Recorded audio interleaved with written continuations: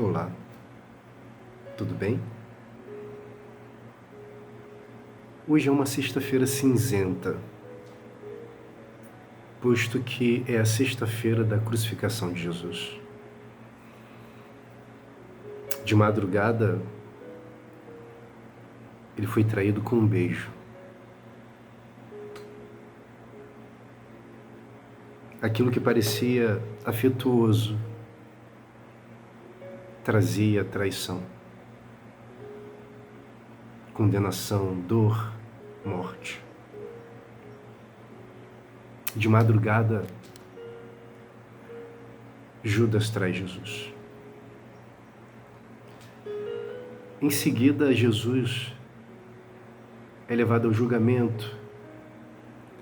Ele é conduzido à casa de Anás, depois para o sumo sacerdote Caifás, e aí logo pela manhã ele é julgado no Sinédrio. Ele é condenado por blasfêmia. Enquanto isso, alguém que disse que jamais o abandonaria o está negando. Isso acontece todos os dias. Naquela ocasião fui Pedro. Ontem fui eu. Hoje também. Também amanhã deve ser. Mas você também pode estar fazendo a mesma coisa. Jesus foi negado. Ainda de manhã ele é entregue a Pilatos e é levado para o governador romano, que não observa nenhuma culpa nele e então tende a liberá-lo. Mas a multidão pressiona, aquela multidão que o viu fazendo tantos milagres, tantas coisas extraordinárias, recebeu perdão, orientação. Essa turma pediu a sua condenação. Determinou que ele fosse para a cruz. Então, ele foi açoitado, foi zombado pelos soldados, o colocaram a carregar uma cruz pesada num longo caminho até o Gólgota. E ali ele foi crucificado entre dois malfeitores, dois ladrões. E aí, nessa ocasião, já meio-dia, ele olha para aquela multidão que assiste aquele teatro de horror com ódio, com ira. Jesus olha para tudo aquilo e diz: Pai, perdoa-lhes porque não sabem o que estão fazendo. Lucas 23:34 registra isso. Cristo ora ao Pai naquele momento de aguda dor, porque dessa vez ele está pregado nas mãos e nos pés. Está suspenso no madeiro, que é considerado o ápice da maldição, numa condenação de quem não vale absolutamente nada para a sociedade. Jesus dá esse primeiro brado, o brado do perdão. E quando ele diz: Pai, perdoa-lhes porque não sabem o que fazem, ele atravessa os séculos e traz essa palavra para nós hoje. Nós condenamos muitas pessoas sem saber absolutamente nada sobre elas. Ou simplesmente porque a gente acha que sabe.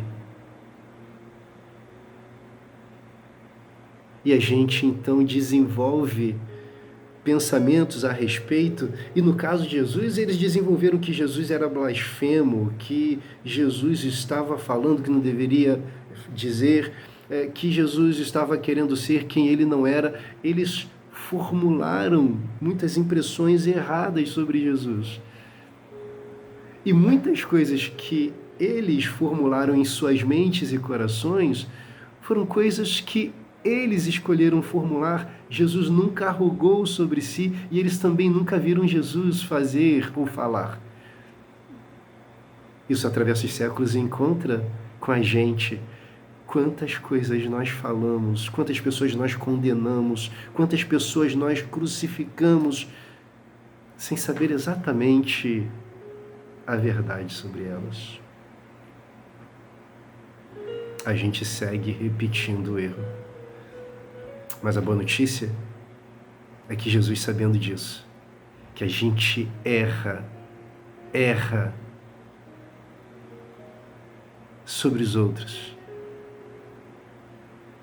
sobre ele declarou perdão, pedindo ao Pai que perdoasse. O resultado disso é que a oração por aqueles que nos condenam, por aqueles que nos difamam, por aqueles que nos lançam à morte de várias maneiras, a resposta é que Cristo nos ensina a orar. Orem pelos seus inimigos. E a resposta dessa oração de Jesus está em Atos, no capítulo 3, versículo 17, quando Pedro prega e há mais de 3.000 conversões. Sabe o que significa isso? Que o perdão tem resultado. Muda vidas. Muda vidas. Então talvez você esteja exatamente nessa condição de mágoa pela condenação de quem fala o que não sabe. Ou de estar sendo exposto por aqueles que vocês tanto amaram. Ou, quem sabe, por estar sendo ignorado por aqueles que você tanto amou e cuidou. Fica triste não. Jesus passou pior do que isso.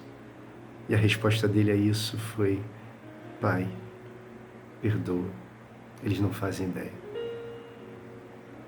Que Deus te abençoe e que o perdão que Jesus nos ensinou a dar nos seja suficiente para ter paz e ver a transformação que o Pai fará. Deus te abençoe. Fique bem.